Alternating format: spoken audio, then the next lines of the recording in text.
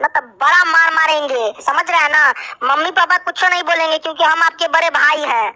बढ़िया से कूट देंगे ना, तो पढ़ाई करो, ठीक है। तो क्या पढ़ने वाले, देखिए यहाँ पे पढ़ने वाले हैं क्लास 10th, है ना, मैथ का चैप्टर 1 जिसका नाम है वास्तविक संख्याएं। और इसके अंतर्गत जो हमारे पास प्रश्नावली 1.1 आता है, इसके जितने भी सारे क्वेश्चन हैं उन सभी को हम रांची के स्टाइल में समझने का पूरा प्रयास करेंगे। यानी ये वन शॉट वीडियो होने वाला है, ठीक है, समझ गए।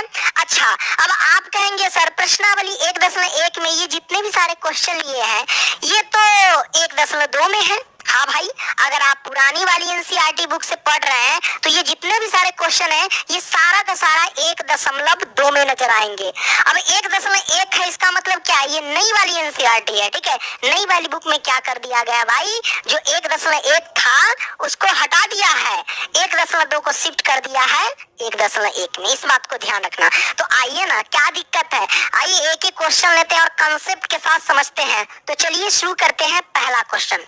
तो ये हमारे पास प्रश्नावली 1.1 का पहला क्वेश्चन हुआ और पहला क्वेश्चन का हेडिंग लाइन दे दी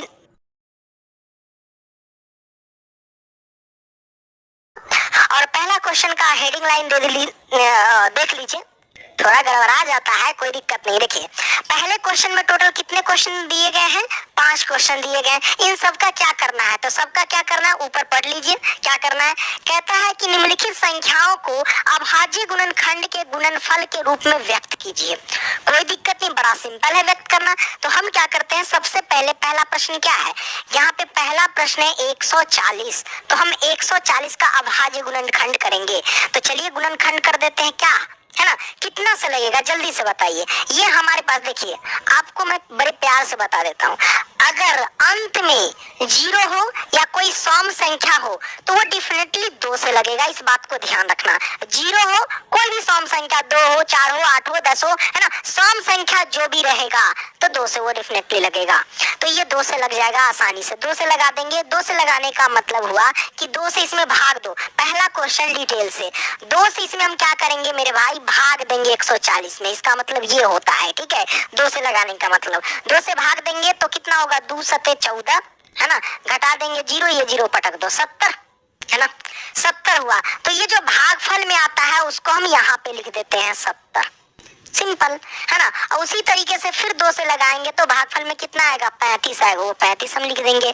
अब 2 से लगेगा, नहीं लगेगा, क्यों, क्योंकि लास्ट में विषम संख्या है हमारे पास, विषम संख्या है तो कोई विषम संख्या से ही लगेगा। 3 से लगेगा क्या, 3 के खाते में तो 35 आएगा नहीं, 4 तो सम संख्या ऑलरेडी है ना, जो चीज 4 से लगेगा वो 2 से काहे नहीं लगेगा, है ना। ये 5 से लग जाएगा, 5 से लगाएंगे तो 5 सते 35, ये हमारे पास आ गया। तो इसको गुणनफल के रूप में हम कैसे लिख सकते हैं, इसको हम ऐसे लिख सकते हैं जैसे 2 गुणे में 2 गुणे में 5 और गुणे में 7, है ना। अब यहाँ पे देखिए इसको ऐसे लिख सकते हैं क्या, 2 गुणे 2 है, अगर 2 गुणे 2 है तो आपको पता होगा कि इसके पावर भी 1 है, इसके पावर भी 1 है। पद और पद समान हो तो पद रहता है और घात जुट जाता है, 1 1 2, यानी 2 के पावर 2 इसको लिख सकते हैं। और गुणे में 5 और गुणे में 7, ये हमारे पास आंसर है। यही क्या हुआ कि भाई गुणनखंड को गुणनफल के रूप में हमने व्यक्त किया, क्या ना, अभाज्य गुणनखंडों के गुणनफल के रूप में हमने यहाँ पे क्या किया, व्यक्त कर दिया। तो ये हमारे पास आंसर निकल करके आ गए। कोई दिक्कत नहीं, दिक्कत मेरे भाई, आपने ये समझ लिया है कि नहीं। ठीक है। अच्छा, मैं आपको बता दूं कि पैनल पीडीएफ सबको मिलेंगे, है ना, मात्र 299 रुपया में इसका चार्ज है ना। जो भी आपको पढ़ाया जाएगा उसका नोट्स आपको मिल जाएंगे और ऑनलाइन टेस्ट हमारे वेबसाइट पे होंगे pankajstudycenter.com। वहाँ पे सभी बच्चे टेस्ट दे सकते हैं, ऑनलाइन टेस्ट वहाँ पे जाकर के, ठीक है, गूगल में सर्च कर लेना pankajstudycenter.com, उस वेबसाइट पे जाकर के आप लोग ऑनलाइन टेस्ट दे सकते हैं, ठीक है। तो पहला प्रश्न आपने बेहतरीन तरीके से समझ लिया। आइए हम क्या करते हैं सर जी, नेक्स्ट क्वेश्चन, क्वेश्चन नंबर 2 को सॉल्व करते हैं। तो प्रश्न क्रमांक 2 क्या कहता है सर, 2 है 156, 156 का हम क्या करेंगे, अभाज्य गुणनखंड करेंगे, यानी फैक्टर करेंगे। फैक्टर कर लेते हैं, कितना से लगेगा सर, लास्ट में सम संख्या है, इसका मतलब सम संख्या से लग जाएगा, 2 से लगा दो, कोई दिक्कत नहीं। 2 से लगाएंगे तो 2 सते 14, एक जाएगा तो 8, ये आ जाएगा 78।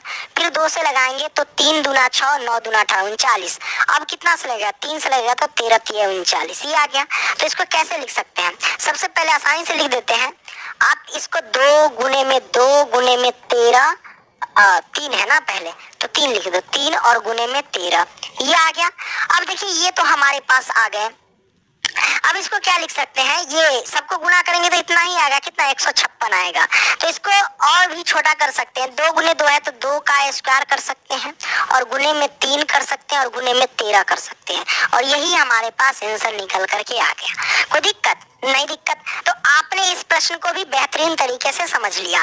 तो अब क्या करते हैं सर, नेक्स्ट क्वेश्चन की ओर चलते हैं, तीसरा प्रश्न सॉल्व करेंगे।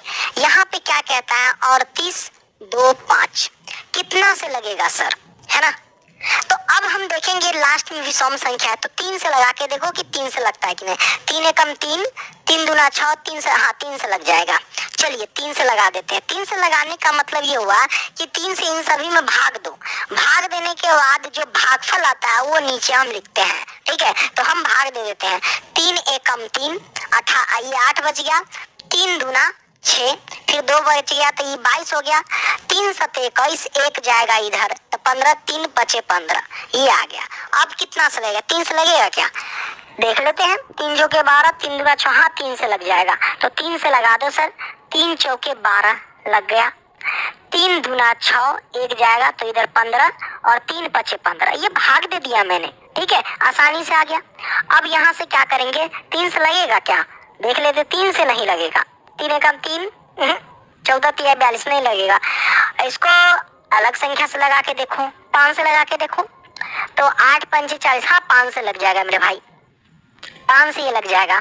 8 पंचे 40, तो 42 में से 40 गया तो 2 के ऊपर ही 5 आएगा तो हो जाएगा 25, 50 25 85 हो जाएंगे, ठीक है। अब कितना से लगेगा, 5 से लगेगा, हाँ 5 से लग जाएगा तो 17 25 85।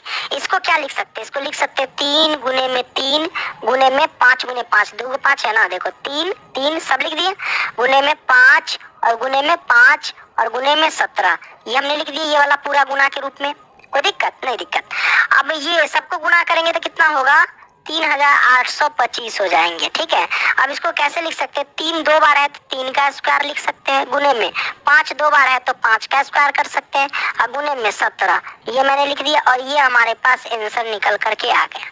कोई दिक्कत नहीं? दिक्कत। तो आपने इस प्रश्न को बेहतरीन तरीके से सॉल्व कर लिया।